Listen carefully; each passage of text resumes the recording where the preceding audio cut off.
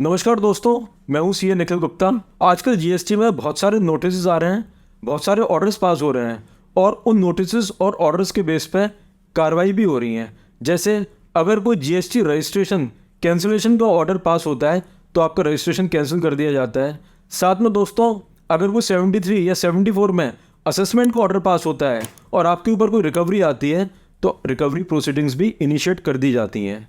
लेकिन अगर मैं आपसे कहूँ कि काफ़ी सारे नोटिसेस और काफ़ी सारे ऑर्डर्स अगर इनवैलिड हैं, वॉइड हैं, उनकी कोई लीगल सेंटिटी नहीं है, तब ये वीडियो आपके लिए बहुत इंपॉर्टेंट हो जाता है, क्योंकि जो ऑर्डर्स और जो नोटिस पास हुए हैं उसी के बेस पे रिकवरी प्रोसीडिंग्स होती है और अगर वो ऑर्डर इनवैलिड हो जाता है तो फिर वो रिकवरी प्रोसीडिंग्स भी इनवैलिड हो जाती हैं। फ्रेंड्स, आपके सामने एक शो कॉज नोटिस है सेक्शन 73 का। काफ़ी डिटेल्ड शो कॉज नोटिस है, काफ़ी अच्छे तरीके से ऑफिसर ने बनाया हुआ है, लेकिन अगर आप देखें, गौर से देखें तो इसमें एक कमी है। It is not a sign notice, means इस नोटिस पे सिग्नेचर नहीं है ऑफिसर के। फ्रेंड्स, इस मैटर को honourable Andhra Pradesh high court, honourable Telangana high court, Bombay high court और दिल्ली हाई कोर्ट ने एग्जामिन किया और उन्होंने बहुत इंपॉर्टेंट ऑब्जर्वेशंस दी। ऑनरेबल कोर्ट का कहना है कि अगर कोई नोटिस या ऑर्डर साइन नहीं है तो वो इनवैलिड है। It can be considered as no order और नो नोटिस। वो ऑर्डर ही नहीं माना जाएगा, वो नोटिस ही नहीं माना जाएगा और उससे रिजल्टिंग जो कार्रवाई हो रही है वो भी नहीं मानी जाएगी। दोस्तों, इस मैटर पर डिपार्टमेंट की प्ली ये थी कि ठीक है, नोटिस या ऑर्डर साइन नहीं है, but it has been uploaded and it has been uploaded through login ID and password of the officer। लेकिन इस प्ली को ऑनरेबल कोर्ट्स ने बिल्कुल नकार दिया। कोर्ट्स ने कहा कि ठीक है, अगर नोटिस या ऑर्डर अपलोड किया गया है और वो केवल कॉमन पोर्टल पर अपलोड कर दिया गया लेकिन वो साइन नहीं है तो फिर ऐसे नोटिस या ऑर्डर की रेलेवेंस नहीं रह जाती। फ्रेंड्स, इसको मैं एक एग्जाम्पल के साथ समझाना चाहूँगा।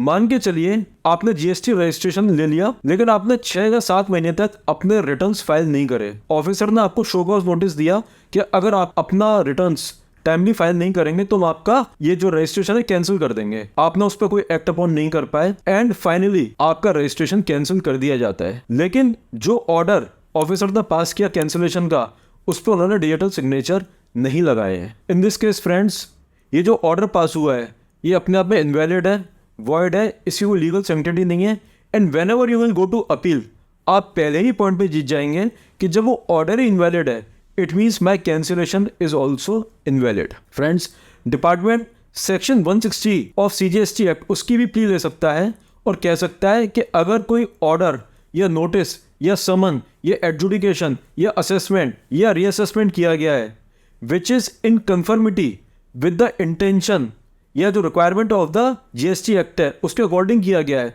लेकिन उसमें कुछ एरर्स हैं, कुछ मिस्टेक्स हैं, कुछ डिफेक्ट्स हैं, तो वो एरर्स या मिस्टेक्स या डिफेक्ट्स को नहीं माना जाएगा। But here again I would like to say friends कि कोर्ट ने इस प्ली को भी नहीं माना। कोर्ट ने कहा कि unsigned order can not be regarded as a defective और एज अ ऑर्डर जिसमें कोई मिस्टेक हो, वो ऑर्डर ही नहीं है। इसलिए फ्रेंड्स, जब भी आप कोई GST नोटिस ये ऑर्डर रिसीव करें तो जरूर चेक करें कि उस पर ऑफिसर ने साइन किया है या नहीं किया है, क्योंकि अगर साइंड कोई नोटिस या ऑर्डर नहीं है तो डिपार्टमेंट ने मान के चलिए आपके हाथ में बैठे बैठाए एक बहुत बड़ा वेपन दे दिया है। एंड फ्रेंड्स, अगर GST में आपके पास कोई भी क्वेरी है, कोई भी मैटर है, कोई भी इशू है, then please do write to us. We will be very happy to help you. Thank you.